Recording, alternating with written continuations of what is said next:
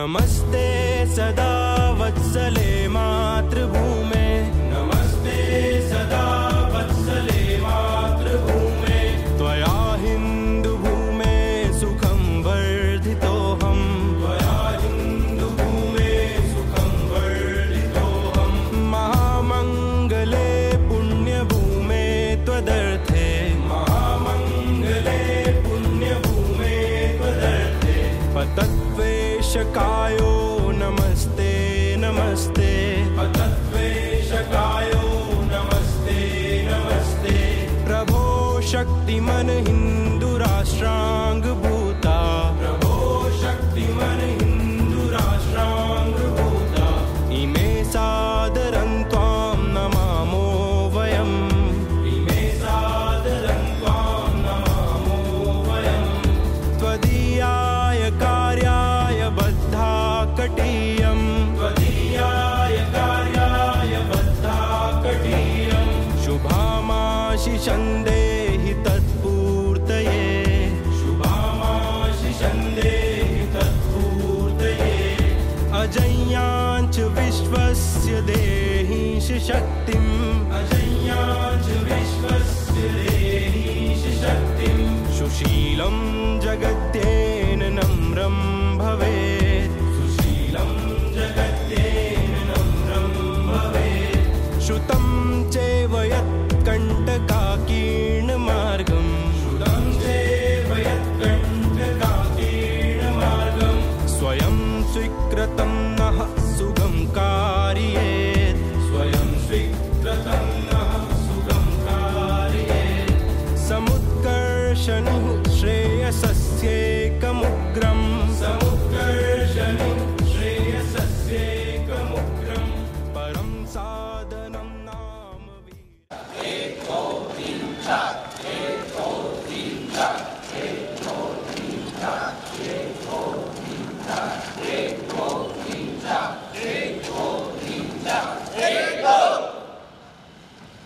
सामूहिक शब्द प्रयोग हो।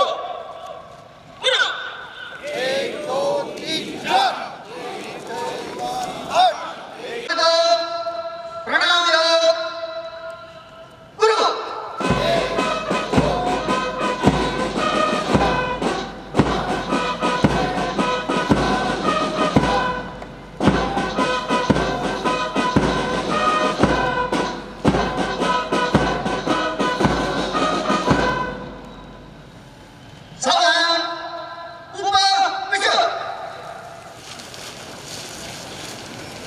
दृश्य क्रमांक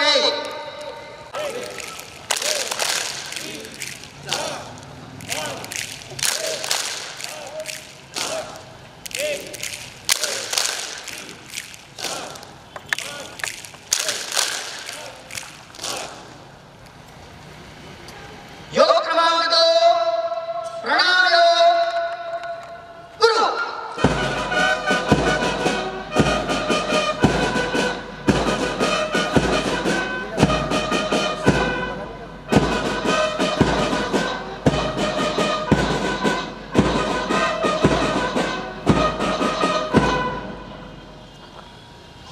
स्वस्थ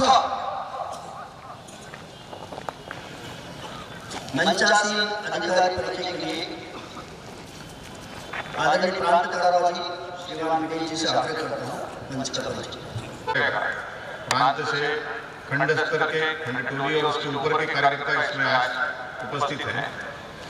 1083 कार्यकर्ता टोली इसमें आज उपस्थित हैं और नगर के महानुभाव और स्वयंसेवक बंधु उनके परिवार आज यहाँ इस कार्यक्रम में प्रकट कार्यक्रम में यहाँ उपस्थित हैं। आप सभी का स्वागत है। मंच का परिचय इस प्रकार है। मंच पर विराजमान है माननीय अशोक जी सोहोनी। आप लोकमान्य तिलक शिक्षण समिति उज्जैन इसमें से कार्यपालन अधिकारी के पद से सेवानिवृत्त हैं और अपने प्रांत के आप प्रांत कार्यालय रहे, माननीय प्रांत संचालक जी रहे। वर्तमान में आप मध्य क्षेत्र यानी मध्य प्रदेश और छत्तीसगढ़ दोनों प्रदेश मिलकर के जो प्रांत बनता है, क्षेत्र बनता है, उस क्षेत्र के माननीय क्षेत्र कार्यालय क्षेत्र संचालक जी हैं। आप कृषि वैज्ञानिक हैं, खंडवा के कृषि महाविद्यालय से डीन के पद से सेवानिवृत्त हैं। आप अभी इंदौर में रहते हैं, अपने मालवा प्रांत के माननीय प्रांत संघचालक हैं। माननीय हुकुम जी धनगर, आप सुजानपुर के निवासी हैं, हार्डवेयर का आपका व्यवसाय है। शाहजहांपुर जिले के माननीय जिला संघचालक हैं। मंच पर विराजमान है श्रीमान सुरेश जी सोनी। आप मूलतः राजगढ़ जिले के स्वयंसेवक हैं। राजगढ़ कभी अपने इसी मध्य भारत प्रांत में स्वयंसेवक में भी आता था और मालवा प्रांत का भी हिस्सा था, वहीं के निवासी हैं। आपने MA राजनीति शास्त्र में किया है और 1973 में पूरा जीवन संघ को समर्पित करते हुए प्रचारक निकले हैं। आप अखिल भारतीय प्रचार प्रमुख रहे हैं, सह सरकार्यवाह रहे हैं। वर्तमान में आप अखिल भारतीय कार्यकारिणी के सदस्य हैं और आज आपका हमें मार्गदर्शन व्यक्तिगत गीत के बाद प्राप्त होगा। भाई साहब से निवेदन है कि गीत के पश्चात उद्बोधन।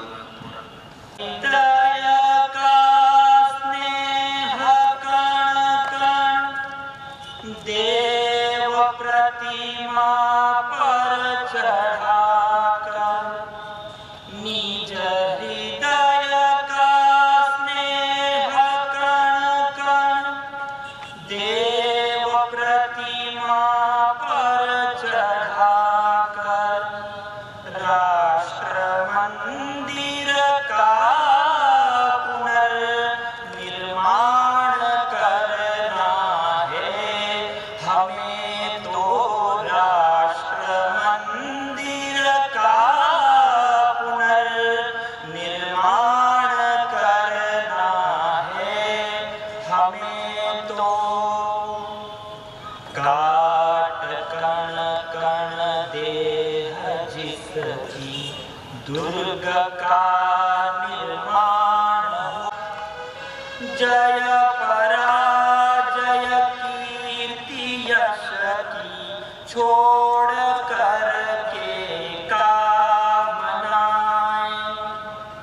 रात दिन निश्चल अटल चुपचाप गढ़ का भार, और हर्ष में हंसता नहीं जो राष्ट्र की दृढ़ नींव का पाषाण बनना है हमें। तो राष्ट्र मंदिर का पुनर्निर्माण करना है हमें। तो राष्ट्र मंदिर का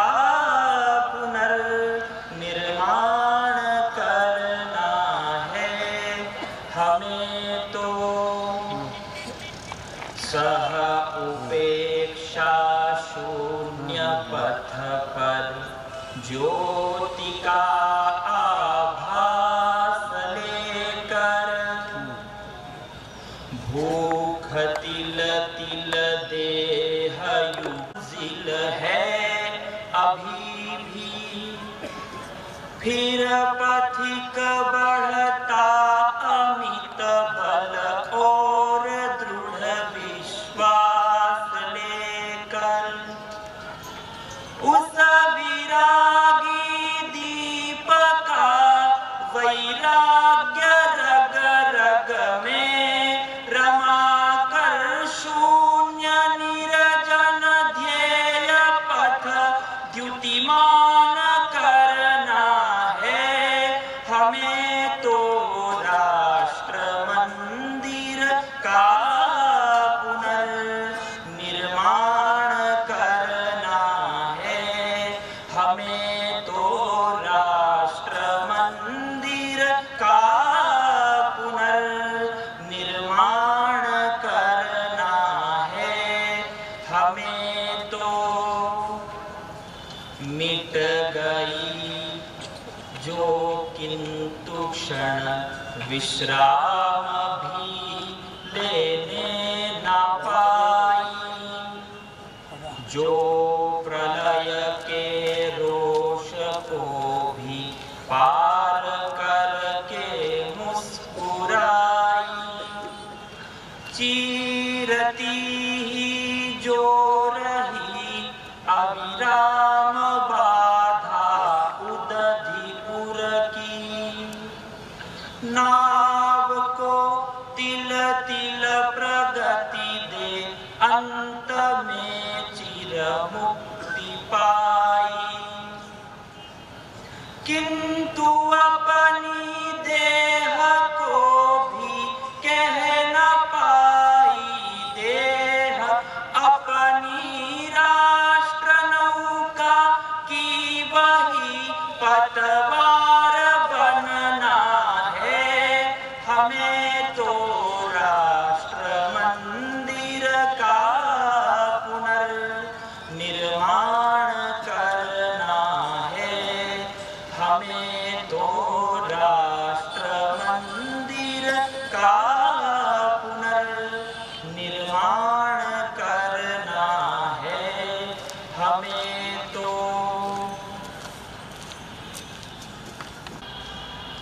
अभी जो आपके सामने गीत हुआ,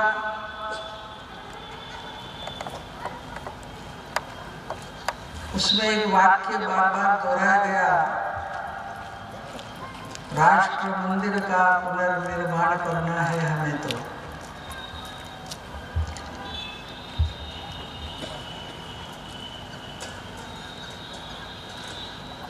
देश जब पराधीन था, उस पराधीनता से मुक्ति के लिए अपना जीवन लोग लगा रहे थे, उन सबकी आंखों में एक सपने थे कि देश स्वाधीन होगा, और केवल स्वाधीन ही नहीं होगा तो विश्व में अपनी भूमिका का निर्वाह करने के लायक देश बनेगा।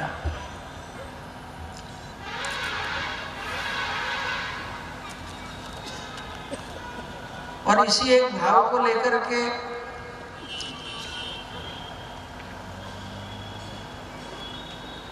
हजारों साल तक इस देश ने विश्व के अंदर एक मार्गदर्शक की भूमिका निभाई। इसलिए इतिहास के अंदर किसी देश को विश्व गुरु इस नाम का अगर विशेषण मिला है तो इस भारतवर्ष को मिला है। हजारों साल तक यह देश आर्थिक समृद्धि के मामले में विश्व में नंबर 1 था, और इसलिए दुनिया में किसी देश को सोने की चिड़िया इस नाम का विशेषण मिला है तो वह इस देश को मिला है। अनेकों पुराने ग्रीक, रोमन ऐसे रिकॉर्ड्स हैं जिसमें वो कहते हैं कि हमारे देश के अंदर से जीवन के लिए जरूरी सब चीजों व्यापार के माध्यम से भारत से आती है, लेकिन बदले में भारत हमसे कुछ नहीं लेता है, क्योंकि हमारे पास ऐसा कुछ नहीं जो उसको दे सके। इसलिए बदले में हमको सोना और चांदी देना पड़ता है।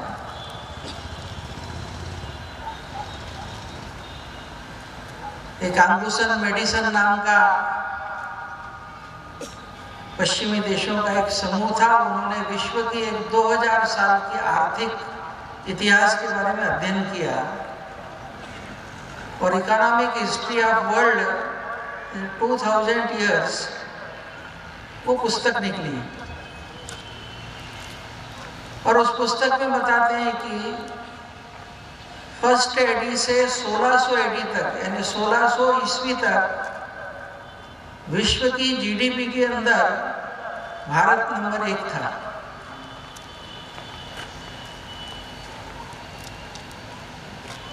लेकिन लगातार आक्रमण और फिर ब्रिटिशों की पराधीनता के बाद देश आर्थिक दृष्टि से भी जर्जर हुआ।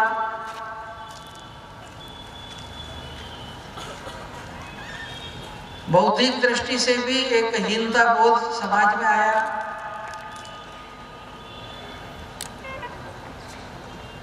और और इसलिए इस सब में से फिर से निकलकर देश फिर से अपने उस गौरवशाली स्थान को प्राप्त करें, इसके लिए जो अनेकों लोगों की प्रक्रिया थी, उसी के अंदर 1925 में डॉक्टर हेडगेवार ने इस स्वप्न को साकार करने के लिए राष्ट्रीय स्वयंसेवक संघ का प्रारंभ किया। आज जब ये कार्यक्रम हो रहा है तो हम एक ऐतिहासिक संक्रमण काल से गुजर रहे हैं। अभी अभी राजनीतिक स्वाधीनता के 75 वर्ष देश ने मनाए और इसके निमित्त से संपूर्ण देश के अंदर अनसीन अननोन हीरोज जो जनजाति क्षेत्र में होंगे, छोटे छोटे गांवों में होंगे, कुछ चमकते हुए नामों का तो समाज ने स्मरण किया, लेकिन जो नींव की में पत्थर जैसे अपने आप को स्थापित करता, उस तरह से जो अनाम लोग मर गए, ऐसे सब लोगों को भारत सरकार में लगभग ऐसे 26,000 अनाम हुतात्माओं का और एक रिकॉर्ड और जीवन चरित्र और संपूर्ण देश के अंदर ऐसे लोगों का स्मरण, उनके स्मारकों का निर्माण और आने वाली पीढ़ी उससे एक प्रेरणा ले। दूसरी बात, यह स्वाधीनता का संघर्ष केवल राजनीतिक नहीं था, तो ध्यान में आता है कि साहित्यकार ने राष्ट्र जागरण का काम किया, वैज्ञानिकों ने राष्ट्र जागरण का काम किया, उद्योगपतियों ने राष्ट्र जागरण का कार्य के अंदर सहयोग किया।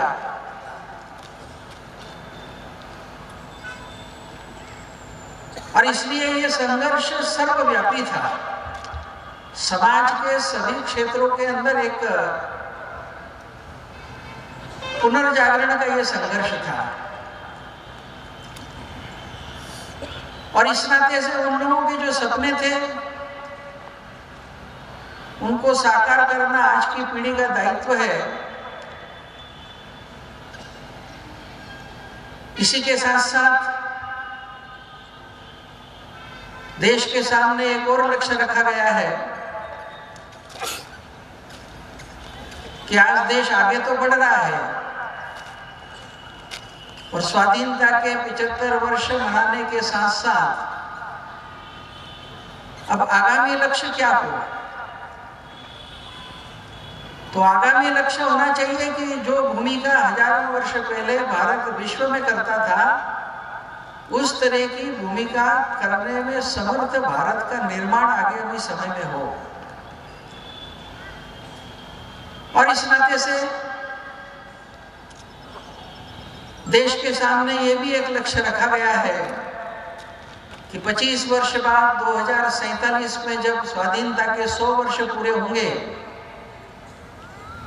तो आने वाले 25 वर्षों के अंदर भारत हर क्षेत्र के अंदर, शिक्षा के अंदर, आर्थिक नीतियों के अंदर, सैनिक शक्ति के अंदर, शोध के अंदर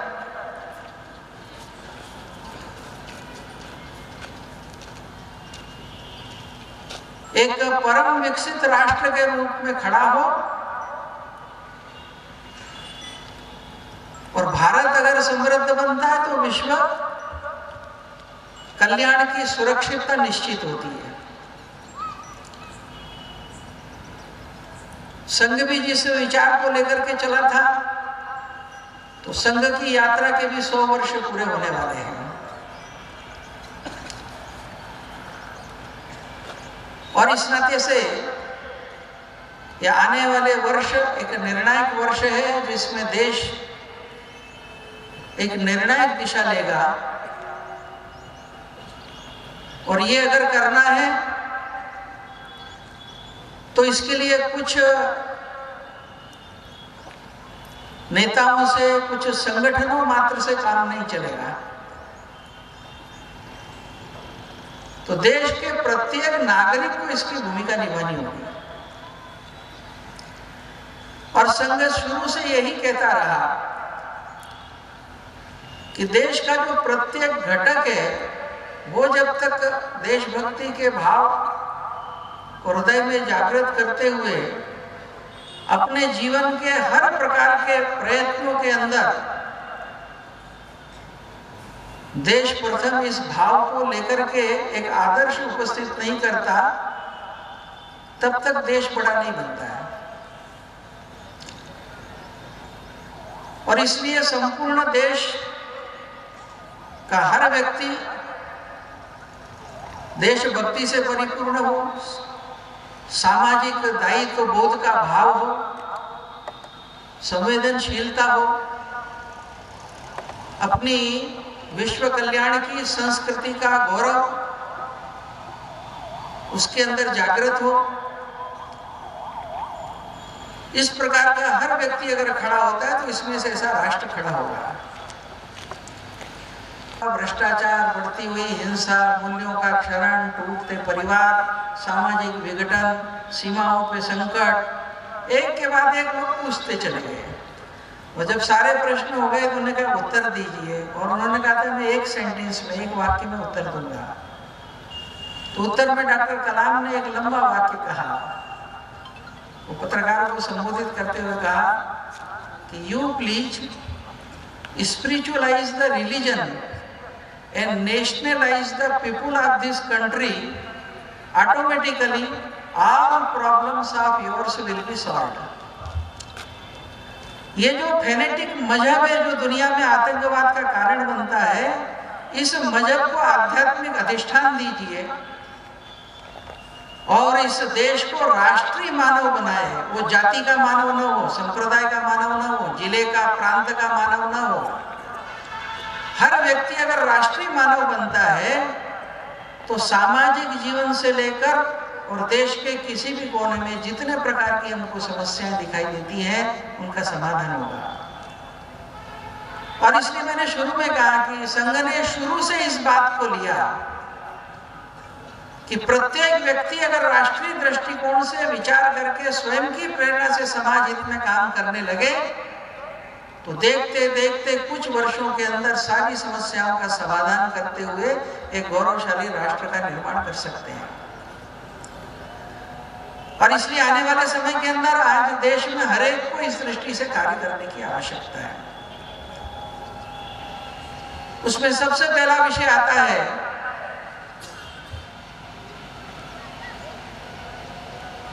कि हम अपने को पहचाने, अपने गौरव को पहचाने। एक दीर्घ काल के संघर्षों के अंदर एक पराधीनता के कारण, एक मानसिक पराधीनता, विदेशियत की श्रेष्ठता, ये समाज जीवन में आ गया। और अपने कहते हैं कि शरीर से किसी को मार दो तो ज्यादा नुकसान नहीं होता, लेकिन प्रज्ञा खत्म कर दो उसकी, बुद्धि अगर उसकी विपरीत हो जाए तो सब कुछ खत्म हो जाता है। एक संस्कृत में सुभाषित है जिसमें वो कहते हैं कि शस्त्रैः हतास्तु रिपवः न हता भवन्ति, यानी जो दुश्मन है उसको अगर शस्त्र से मारते हैं तो वो पूरी तरह से मारा नहीं जाता है। प्रज्ञा हतांश्च नितरां सुहता भवन्ति, लेकिन उसकी प्रज्ञा को अगर मार दें तो वो पूरी तरह से मर जाता है। और कैसे? तो आगे उन्होंने कहा कि शस्त्रम निहंति पुरुषस्य शरीरमेकम, शस्त्र से जब मारते तो केवल व्यक्ति का शरीर समाप्त होता है, लेकिन प्रज्ञा यशस्य विभवश्च कुलश्च हंति, अगर प्रज्ञा को खत्म कर देंगे तो उसका जो यश गौरव है वो समाप्त हो जाएगा, जो समृद्धि है वैभव है वो समाप्त हो जाएगा, और जो कुल है वो भी समाप्त हो जाएगा। और इसलिए ये देश क्या है, इसकी परंपरा क्या है, ये आने वाली पीढ़ी को पता होगा किस प्रकार की भूमिका की थी।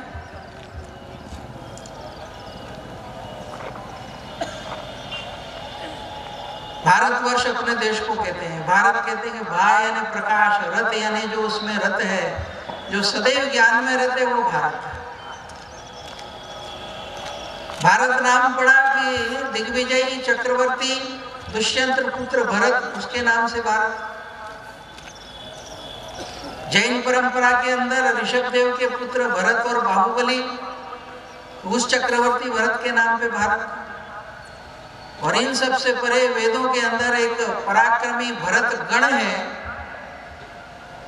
जिसने चारों ओर अपने प्रभाव और तेज का विस्तार किया, उस भरत गण के नाम पर भरत।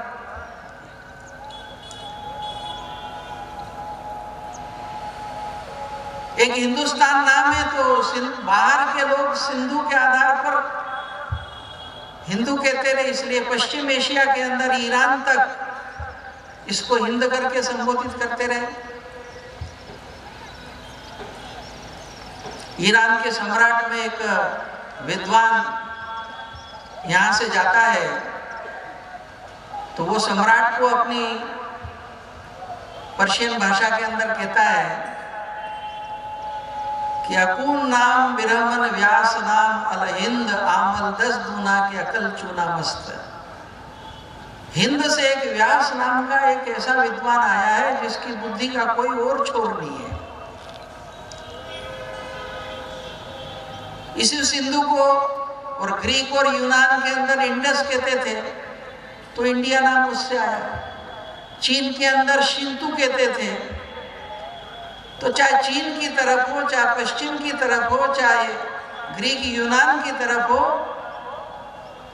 तो भारत के लोगों ने भारत को भारत के रूप में जाना, बाहर के लोगों ने इसको हिंद के, इंडस के, शिंतु के इस रूप में जाना।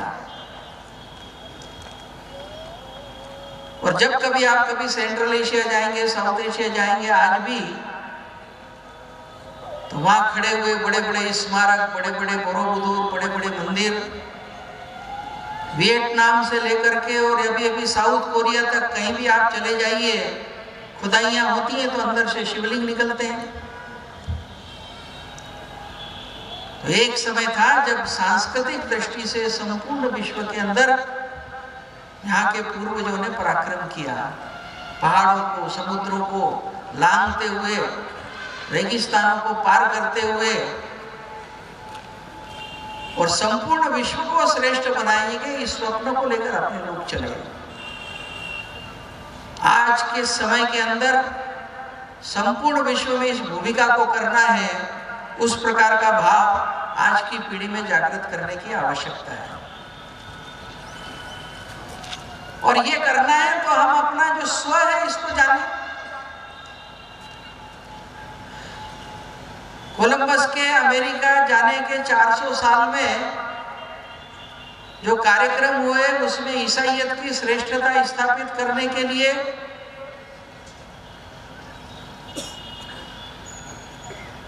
(1893) में शिकागो के अंदर विश्व धर्म महासभा आयोजित की गई,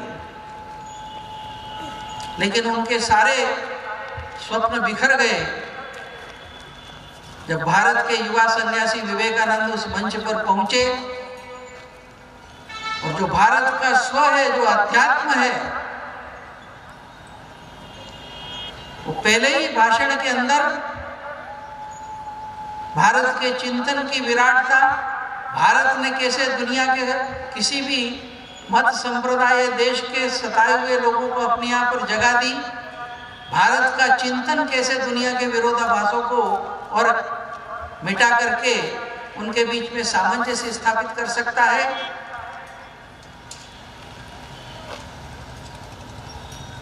तो रामतीर्थ हो, अरविंद हो, विवेकानंद हो, या विज्ञान के क्षेत्र के अंदर जैसी बोस हो, रविन्द्रनाथ ठाकुर हो,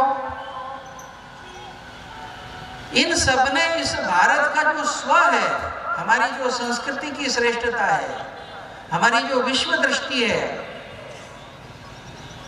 इसको इन्होंने दुनिया के सामने रखा। और आज भी समय आता है तो हम देखते हैं कि जब भारत में सामर्थ्य आती है तो उसी भूमिका को भारत निर्वाह करता है। और इसलिए केवल पुराने उदाहरणों की जरूरत नहीं है। वर्तमान अर्थ प्रधान दुनिया के अंदर जब सारी दुनिया एक बाजार है और बिना लाभ के कोई कुछ करना नहीं चाहता, ऐसे समय में कोरोना के संकट काल के अंदर 80 से ज्यादा देशों को मुफ्त वैक्सीन अपने देश ने दी। मजबूरी में दूसरे का लाभ नहीं उठाना। मजबूरी की अगर स्थिति है, दुख और कष्ट में अगर दुनिया है, तो ये दुनिया ने देखा। अन्न का संकट खड़ा हुआ तो अन्न भेजा, और दुनिया के किसी भी देश को आज भारत सहयोग करता है तो उनको ये लगता है कि हमारा शोषण नहीं करेंगे। कुछ ताकतें हैं जो सहयोग करती हैं, लेकिन बदले में फिर शोषण प्रारंभ करती हैं। और इसलिए आज हम देख रहे हैं कि सारी दुनिया के अंदर जितने भी और अविकसित और विकासशील देश हैं, उन सब के मन में है कि भारत अगर सामर्थ्य संपन्न हुआ, हम उसके साथ जुड़ने में गौरव का अनुभव करते हैं। दुनिया के देशों का समूह जो G20 बना और उसका नेतृत्व भारत को मिला, तो फिर से भारत ने जो अपने प्राचीन ग्रंथों के अंदर हमारी जो विश्व दृष्टि थी कि हमारे लिए दुनिया एक बाजार नहीं है, सारी दुनिया एक परिवार है, इसको विश्व के रंगमंच के ऊपर भारत देश ने स्थापित किया। और इसलिए जो उसका लोगो था, जो घोष वाक्य था, वो घोष वाक्य वसुधैव कुटुंबकम, यही G20 का घोष वाक्य रखा गया। और इसलिए आप सड़कों पर घूमते फिरते जगह जगह G20 के बोर्ड देखते होंगे, जिस पे लिखा रहता है वसुधैव कुटुंबकम। और उसका अर्थ क्या है? तो नीचे one earth, one family, one future. ये दुनिया एक परिवार है, दुनिया एक है, दुनिया एक परिवार है। और दुनिया को अगर शांति और विकसित अगर होना है तो वन फ्यूचर, एक दो देशों के केवल विकसित होने से नहीं चलेगा। तो सबको साथ में लेकर आगे बढ़ना, ये जो भारत का विचार है, तो आज विश्व के रंगमंच के ऊपर ये बातें आ रही हैं। और इस नाते से हम सबका ये कर्तव्य है कि शीघ्रातिशीघ्र आने वाले समय के अंदर जीवन के हर क्षेत्र के अंदर उस प्रकार का भारत बनाए। जब इसका विचार करते हैं तो ये स्वप्न और आज का यथार्थ, इसमें अभी अंतर है। और इसलिए कुछ बातों की ओर समाज की सभी सज्जन शक्ति को इस दिशा में ध्यान देने की आवश्यकता है। भारत की जो एक सबसे बड़ी विशेषता थी, वो यानी हमारी परिवार व्यवस्था। हमने सारी दुनिया को परिवार मानने कैसे पहुंचे? क्योंकि हमने परिवार को मूल इकाई माना, और इसलिए दुनिया में हर चीज को हमने परिवार की इसी दृष्टि से देखा। इसलिए हम देखते हैं कि हमारे पुराने घरों के अंदर अपना घर, माता पिता, ये तो परिवार है। फिर काका, बाबा, मामा, मामी, ये सारे जो मौसा मौसी सब मिला करके फिर हमारा एक बृहद संयुक्त परिवार है। उससे आगे चलकर हम किसी न किसी कुल के अंदर हैं, तो कुल को भी एक परिवार माना गया। फिर किसी गांव में हम रहते हैं तो गांव को भी एक परिवार माना गया। और बड़ी इकाई में जाते हैं, उसको भी परिवार माना गया। देश को भी परिवार माना, और आगे चलकर सारी दुनिया जो है उसको भी परिवार माना। इसलिए दुनिया क्या है? तो शब्द प्रयोग किया वसुधैव कुटुंबकम, परिवार। इतना नहीं, मनुष्य से अलग जो जगत है उसको भी हमने परिवार की संज्ञा दी। हर घर में बिल्ली दूध पीती है, परेशान लोग रहते हैं, लेकिन संबोधन क्या हो गया बिल्ली का? बिल्ली मौसी। भगवान जाने कब मौसी बनी थी। लेकिन ये मौसी शब्द क्या है? मौसी शब्द हमारी पारिवारिक संबंधों की एक इकाई है जो बिल्ली के साथ जुड़ती है। सूरज दादा हो गया, चंदा मामा हो गया, गाय माता हो गई, तुलसी माता हो गई, बहने वाली नदियां जिनसे हमारा जीवन चलता है, वे सब माताएं हो गई। घर में कोई नौकर रहता है, लेकिन समृद्ध घर के बच्चे को भी कहते थे कि वो बड़ी उम्र का है तो उसको लक्ष्मी चाची को, रामू दादा को।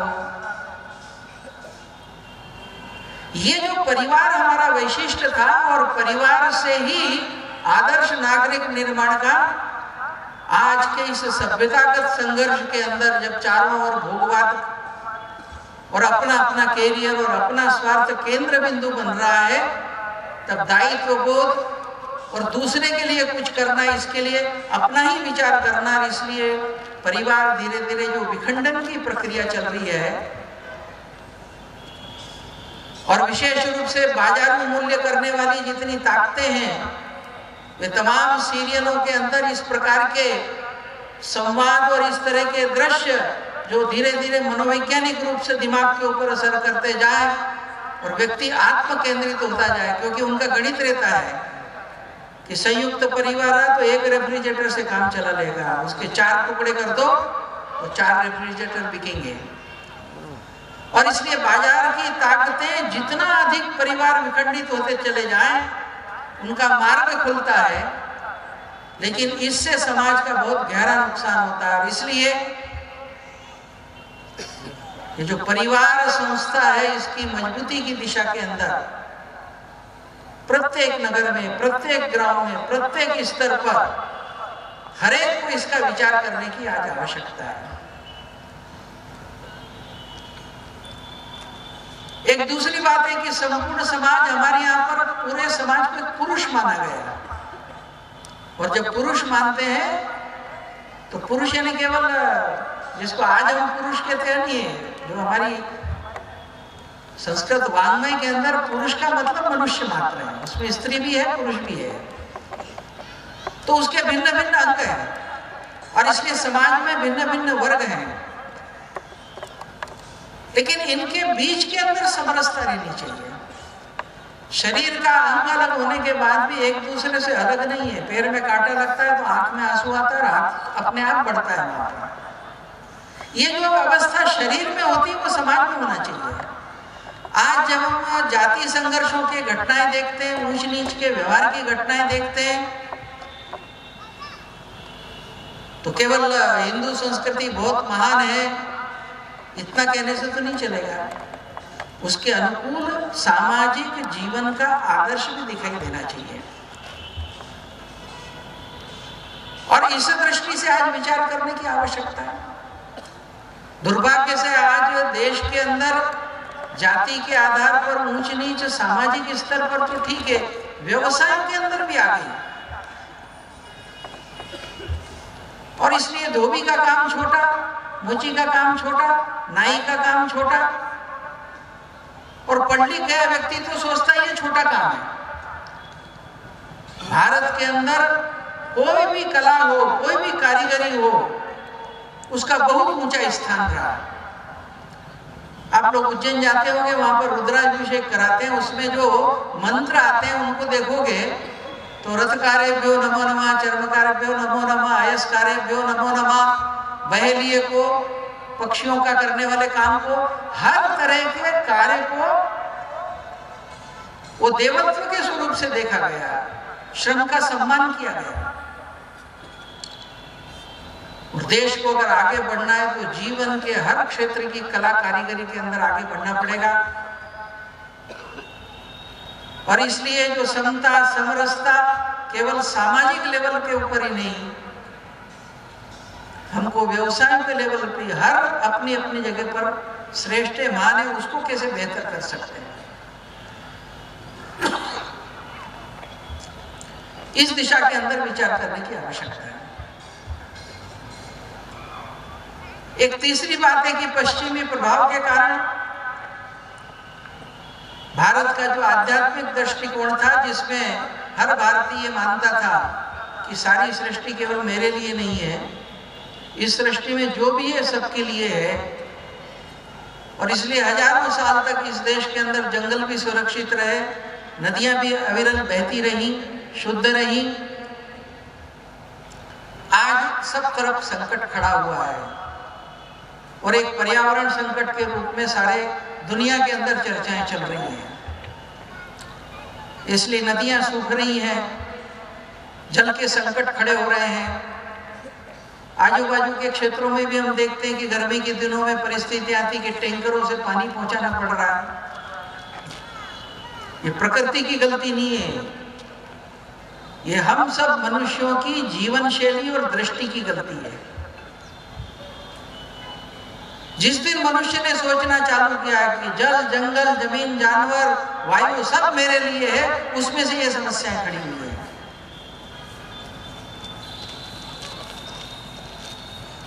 और इसलिए संघ ने संपूर्ण समाज के सामने कुटुंब प्रबोधन, समरसता, पर्यावरण, इन बातों को लेकर केवल संघ स्वयंसेवक नहीं तो समाज के सभी सामाजिक संगठन, धार्मिक संगठन, सभी सज्जन लोग इन चीजों को हम आगे बढ़ाने के नाते से विचार करें। आज इसकी आवश्यकता है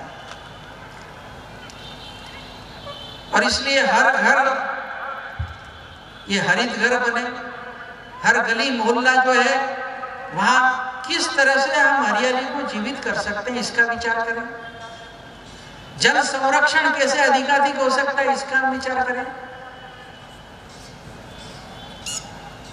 और फैशन के नाते आजकल पेड़ लगाने की बात चलती है। जब वायुमंडल बनता है ना तो बहुत से एनजीओ, बहुत सी संस्थाएं पेड़ लगाओ, कहेंगे हमने 10,000 पेड़ लगाए, 5,000 पेड़ लगाए, 1 लाख पेड़ लगाए, करोड़ों के अंदर भी बातें होती हैं। लेकिन फिर इसके साथ दूसरा विचार करना है कि ये प्रकृति केवल मनुष्य के लिए नहीं है, ये पशुओं के लिए भी है, पक्षियों के लिए भी है। आज आपको दिखाई देगा कि बहुत जगह हरियाली है लेकिन पक्षी नहीं है। क्यों? क्योंकि पेड़ लगाए लेकिन पक्षी को जिसकी जरूरत है उसका विचार नहीं है। और इसलिए जो अपनी पुरानी परंपरा थी, जिसके कुछ शब्द थे, धार्मिक आस्थाओं के साथ ये तमाम जो आज के आधुनिक विचार है, इसको इस समाज के हर व्यक्ति के अंदर हमारे पूर्वजों ने जोड़ दिया था। इसलिए त्रिवेणी लगाते थे लोग, पवित्र मानते थे। त्रिवेणी में कौन से पेड़ है? बरगद है, पीपल है। तो जो 4-5 प्रकार चलते थे, त्रिवेणी है, पंचवटी है, हरिशंकरी है, पंचक्षीरी है, उनके अंदर जो पेड़ है तो बरगद है, पीपल है, नीम है, गुलर है, उदंबर है, आंवला है, बेल है। ये सब पेड़ ऐसे हैं जिसमें फल लगते हैं, 12 महीने पक्षी को खाने को मिलता है। और इसलिए पर्यावरण के नाते पेड़ों को लगाने की प्रक्रिया के अंदर ये जो प्राचीन हमारा ज्ञान है, इसका भी आज विचार करते हुए इस प्रकार से और इसकी एक रचना की जा सकती है। उस दिशा में आज विचार करने की आवश्यकता है। मैं अभी गुजरात गया था, वहां बनासकांठा जिले के अंदर बहुत बड़ी डेयरी है और गौ आधारित एक अद्भुत क्रांति वहां पर हुई है। 10 साल के अंदर बनासकांठा जिला अगर ऊपर से आप पिक्चर अगर लेंगे तो सपाट, सुनसान, बंजर जैसे पड़ा हुआ है उस प्रकार का था। पूरे जिले के समाज ने इसको पकड़ा। आज ऊपर से देखेंगे तो पूरा बनासकांठा हरा दिखाई देता है। चित्र बदला जा सकता है और इस नाते से आने वाले समय के अंदर इन बातों की ओर भी ध्यान देने की आवश्यकता है। इसी के साथ साथ और देश को अगर आगे बढ़ना है तो हमारे यहाँ की शोध बढ़े, रिसर्च बढ़े और आर्थिक क्षेत्र के अंदर, हर क्षेत्र के अंदर देश महान बने। इस नाते से स्वदेशी और स्वावलंबन ये जीवन का मंत्र बनना चाहिए। और इसलिए आज आत्मनिर्भर भारत के रूप में नए नए प्रयोग, नए नए इनिशिएटिव अपने देश की प्रतिभाएं कर रही हैं। इस दिशा के अंदर आज विचार करने की आवश्यकता है। वोकल फॉर लोकल की जो बात चल रही है, आवश्यकता इस बात की है कि हर गांव के अंदर ये जो कारीगरी है वो जीवंत हो, उनका प्रशिक्षण हो, उनका विकास हो और वो जो निर्माण करते हैं वह उनकी गुणवत्ता बढ़े और समाज की ग्राह्यता बढ़े तो अर्थव्यवस्था का चक्र आत्मनिर्भरता की ओर एकदम तेजी के साथ में बढ़ने लगता है। और आज जीवन के अनेक क्षेत्रों में दिखाई दे रहा है। इसलिए हम देखते हैं कि एक 7-8 साल पहले जो देश अर्थतंत्र, दुनिया के अर्थतंत्रों में 11वें नंबर पर था, आज चौथे पर आ गया है। उस समय में तीसरे पर पहुंचने की दिशा में बढ़ रहा है। तो थोड़ा भी जब प्रयत्न प्रारंभ होता है तो देश आगे गतिमान होता है, और इस नाते से इसका एक विचार करने की आवश्यकता है। और इन सब से सर्वोपरि प्रत्येक नागरिक जो है, कोई देखे या न देखे, कानून हो या न हो, लाल बत्ती जल रही हो या न जल रही हो, लेकिन हर व्यक्ति एक आदर्श नागरिक के रूप में अगर कार्य करता है तो देखते देखते देश का चित्र बदल जाएगा। हमारा तत्वज्ञान बहुत महान है, लेकिन हमारा व्यवहार और तत्वज्ञान में बहुत बड़ी खाई है। जिन भगिनी निवेदिता का मैंने उल्लेख किया, उनका एक प्रसंग है। उस जमाने के अंदर एक व्यक्ति उनके पास गया और उसने कहा, आप तो यूरोप में उत्पन्न हुई, और उस समय तो यूरोप का चारों तरफ दुनिया में तो बड़ा उसका एक भाव था। तो उसने कहा, आप भारत में भी इतना रही हैं, तो भारत और यूरोप में अंतर क्या है, इसको आप बताइए। तो निवेदिता ने बड़े सरल ढंग से समझाया। उन्होंने कहा, देखो, परमात्मा एक परमात्मा तत्व सब जगह व्याप्त है, जड़ में, चेतन में, पशु में, पक्षी में, नदी में, पहाड़ में, मनुष्य में, वो एक ही ईश्वर है। इस बात को भारत के गांव का बिना पढ़ा लिखा, अनपढ़ से अनपढ़ साधारण आदमी भी जानता है। लेकिन ये बात कि एक ही तत्व सब में है, यूरोप में बड़े से बड़े विद्वान को समझाना कठिन है। और दूसरी बात उन्होंने कही कि केला खा के कहीं भी छिलका नहीं फेंकना चाहिए, पान खा के कहीं भी पीक नहीं डालना चाहिए, अपना कचरा निकाल के दूसरे के यहाँ नहीं डालना चाहिए।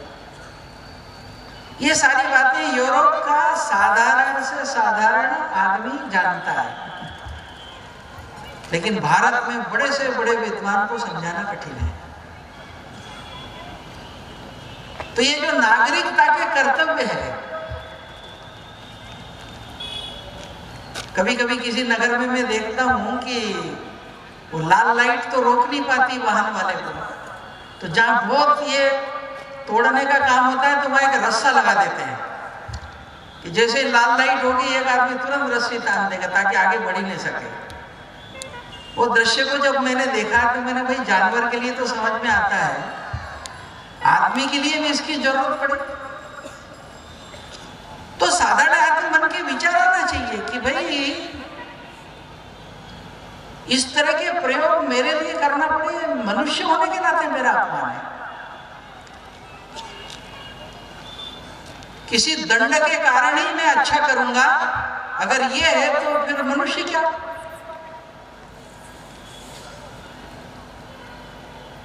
और ये एक हरेक का स्वभाव बनना चाहिए।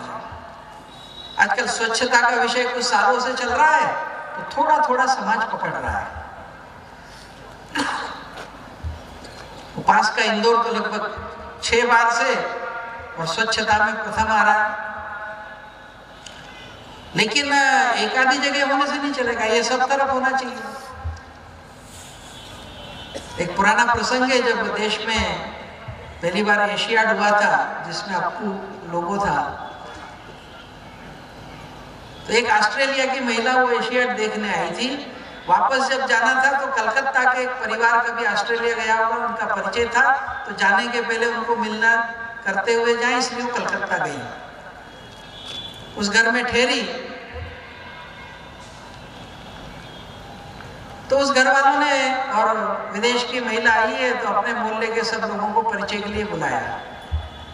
तो परिचय चाय पान के लिए मोहल्ले के लोग इकट्ठे हुए, तो मोहल्ले के एक व्यक्ति ने इस महिला को पूछा कि कलकत्ता आपको कैसा लगा। अब बाहर का मेहमान कोई घर आएगा तो ऐसा थोड़ी कहेगा कि खराब है। तो शायद उसने कहा नहीं अच्छा है। तो फिर उसने कहा नहीं कोई बात आपको ठीक नहीं लगी। तो बोला नहीं ठीक है। 2-3 बार जब बहुत ही जिद करने लगा कि नहीं कोई ऐसी बात जो आपको ठीक नहीं लगी हो, तो बोला कलकत्ता शहर है तो बहुत बड़ा, लेकिन गंदा बहुत है। जिस गली में जाओ, जहाँ जाओ, वहाँ पर गंदगी पड़ी रहती है। तो ये जो मूल्य का आदमी था, मानसिकता जैसी थी अपनी, उसने सोचा अरे ये बाहर से महिला आई है, इसको पता नहीं है। तो उसने कहा मैडम आपको पता है कलकत्ता में 1 करोड़ लोग रहते हैं, यानी इतनी बड़ी जनसंख्या है तो गंदगी होगी, है उसका भाव था। पर जैसे ही उसने प्रश्न कहा कि मैडम आप जानती हैं कलकत्ता में 1 करोड़ लोग रहते हैं, तो उस महिला ने तपाक से प्रति प्रश्न किया कि महाशय कलकत्ता को साफ करने के लिए और कितने लोगों की जरूरत है आपको। और इसलिए समाज जीवन में जो विकास की यात्रा चलती है, जब हम कॉन्ट्रैक्ट दे देते हैं कुछ लोगों को तो समस्याएं खड़ी होती हैं। और इस नाते से अपने जीवन के अंदर ये जो नागरिक व्यवस्था है, अनुशासन है, नागरिक अपना जो कर्तव्य है, उस नाते से, और ये भारत सहज रूप से करता था, वर्षों तक करता था, इसकी ओर बढ़ने की जरूरत है। तो जैसा मैंने कहा कि एक तरफ ये जागरण भी बढ़ रहा है और एक तरफ देश के अंदर भी वातावरण बन रहा है और जीवन के हर क्षेत्र में आगे बढ़ने की प्रक्रिया भी प्रारंभ हो रही है। और संपूर्ण विश्व के अंदर, चाहे वो विश्व दृष्टि का सवाल हो, चाहे वो पर्यावरण का सवाल हो, चाहे पारिवारिक मूल्यों का सवाल हो। कुछ वर्षों पहले इंग्लैंड की उस समय की प्रधानमंत्री मार्गरेट थैचर HSS के कार्यक्रम में आई थी और उसने कहा कि इंग्लैंड के लोगों को, समाज को बचना है तो आपकी जो परिवार व्यवस्था है इसको हम जितना जल्दी सीखेंगे अच्छा है। अमेरिका में जब अल गोर वाइस प्रेसिडेंट थे तब वहां पर जो पृथ्वी सम्मेलन हुआ तो उन्होंने कहा 300 साल से दुनिया गलत रास्ते पर चल रही है, अब समय आ गया है कि हम अपने रास्ते को बदलें और मार्गदर्शन के लिए पूर्व की ओर देखें, पूर्व यानी भारत की ओर। तो आज एक ऐसे कालखंड में हम चल रहे हैं जब देश आगे बढ़ रहा है, देश के सामने एक स्वप्न साकार होते हुए दिखाई दे रहा है और राष्ट्रीय स्वयंसेवक संघ अपनी इस संपूर्ण समाज को साथ में लेकर के चलने की जो यात्रा है, इस यात्रा के 100 साल के पड़ाव के ऊपर आने वाले वर्षों के अंदर समाज की संपूर्ण सज्जन शक्ति और हम सब मिलकर प्रयत्न करेंगे तो देखते देखते कुछ वर्षों के अंदर संपूर्ण विश्व के अंदर भारत माता की जय गूंजेगी, इसमें कोई संशय नहीं है। और संपूर्ण विश्व की सुख शांति के लिए भारत अपनी भूमिका का निर्वाह कर सकेगा। ऐसे भारत के निर्माण के लिए हम सब अपनी सामर्थ्य और शक्ति लगाएं, इसके लिए परमात्मा हम सबको प्रेरणा और सामर्थ्य दे। इतना ही निवेदन करते हुए मैं अपनी वाणी को विराम देता हूँ।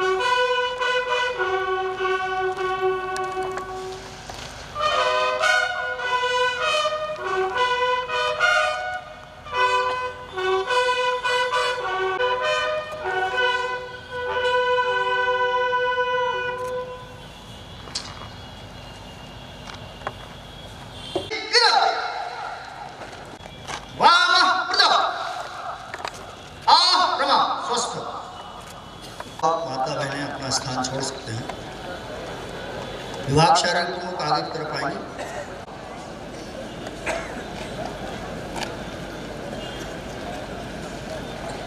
वामता करना अभी हम 6 पंक्ति के सामने खड़ोगे कन्हैया जी और